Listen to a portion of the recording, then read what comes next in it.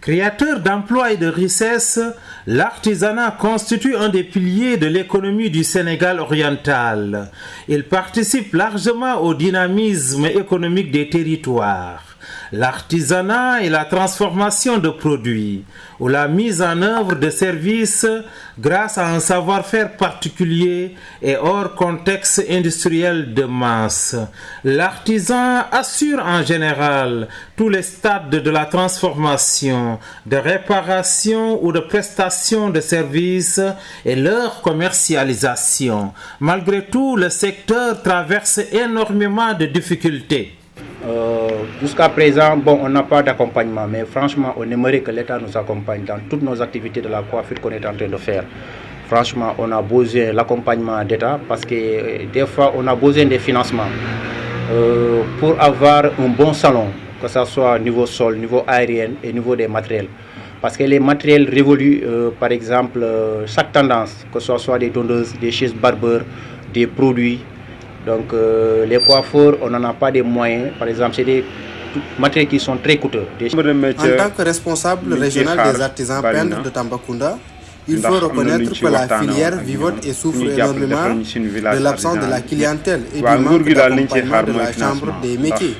Nous voulons participer aux foires internationales et ceci étant, l'État doit faciliter des conditions de participation. Les métiers de l'artisanat sont regroupés en 4 grandes familles: l'alimentation, le bâtiment, la production et les services. Et pour mieux cerner les réalités du milieu, nous avons rendu visite aux bijoutiers et aux menuisiers. La filière bijouterie traverse de graves crises. C'est vrai que l'obtention de la matière argent ne pose pas problème. En tant que responsable de l'union régionale des associations de bijoutiers de Tambacounda, notre casse-tête demeure la matière or par rapport au recel, à la disponibilité et à la mise sur pied d'un comptoir d'or. Et comme doléance, nous sollicitons de notre ministère de tutelle la réhabilitation du village artisanal de Tambacounda, la construction des centres artisanaux de Kumpentum, Boudiri, Bakel et enfin l'organisation des assises du secteur de l'artisanat. Le corps de métier menuiserie de bois draine beaucoup de difficultés. L'une des premières constitue la rareté des matières premières qui est le bois. Il est à noter que le bois de Tambacounda provient de la forêt locale.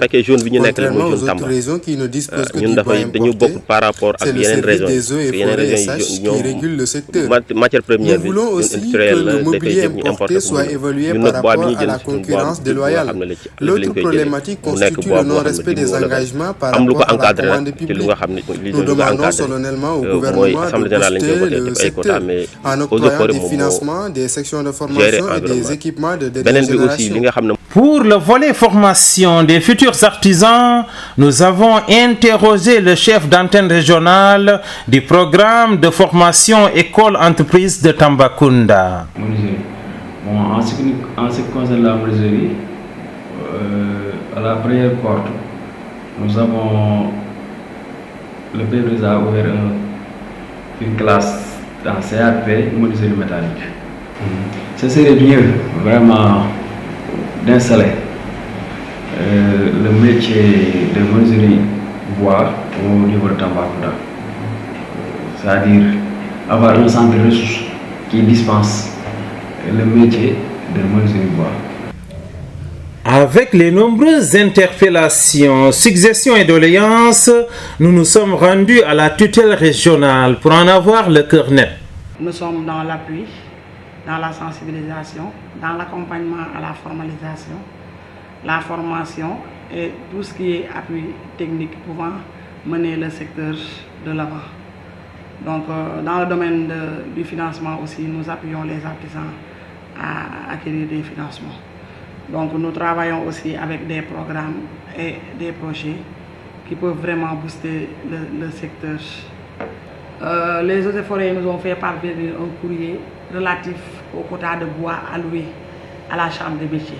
Et ce quota-là va directement aux menuisiers et aux scieries. Mais la loi, elle est là pour tout le monde. Donc il faut qu'elle s'applique aussi. Donc on fait tout, nous, pour concilier les deux positions. Parce que c'est nous qui avons en charge les menuisiers. Mais on ne peut pas faire sans les eaux et forêts qui encadrent cette exploitation-là. C'est pour cela qu'il est urgent aussi que les gens puissent vraiment trouver des mécanismes pour atténuer l'utilisation du bois et vraiment introduire de nouvelles matières pour préserver la forêt. Les artisans, d'une manière générale, demandent aux autorités étatiques d'être réactives par rapport à la prise en charge des cahiers de doléances. Comme solution de financement pour les artisans, il faut de l'affacturage, de l'octroi de prêts et d'aides, la mise à disposition de crowdfunding, financement collaboratif participatif, le financement des matériels et des infrastructures. Le monde des artisans est dans l'expectative pour une bonne gestion et un développement harmonieux du secteur.